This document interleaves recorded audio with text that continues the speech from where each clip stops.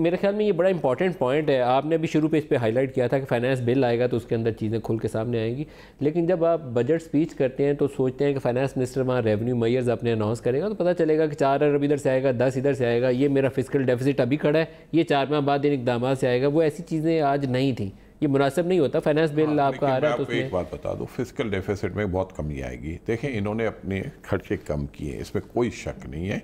Development budget भी इन्होंने कम किया है, गवर्नमेंट ही कम किया और कुछ नहीं कम और भी अब एक्सपेंसेस भी कम हो रहे हैं बहुत, मतलब गवर्नमेंट डिसीजन इस पे ले रही है। मैं आपको ये गारंटी दे सकता हूँ कि आपकी एक्सपोर्ट बढ़ेगी, आपकी इंपोर्ट कम होगी, आपकी करंट अकाउंट का जो पिछले साल था उससे कम $18 से नीचे आ जाएंगे, नीचे आएगा, डेफिनेट नीचे आएगा, फिजिकल डेफिसिट नीचे आएगा।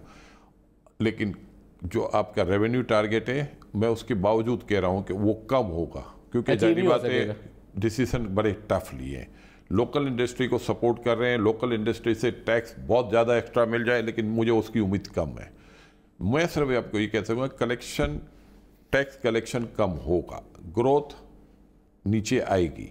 इसके बावजूद भी मैं ये समझता हूँ फिजिकल डेफिसिट में भी कमी देखेंगे, करंट अकाउंट में भी कमी देखेंगे, और गवर्नमेंट जितनी लोन ले रही है ये रीपेमेंट के लिए ले रही है, क्योंकि रीपेमेंट इस साल बहुत बड़ी थी। तो गवर्नमेंट को जो बड़ा चैलेंज था, पिछले 5 साल में पिछली गवर्नमेंट ने $20 बिलियन की रीपेमेंट की है और 52 से 55 बिलियन डॉलर बोरो किए।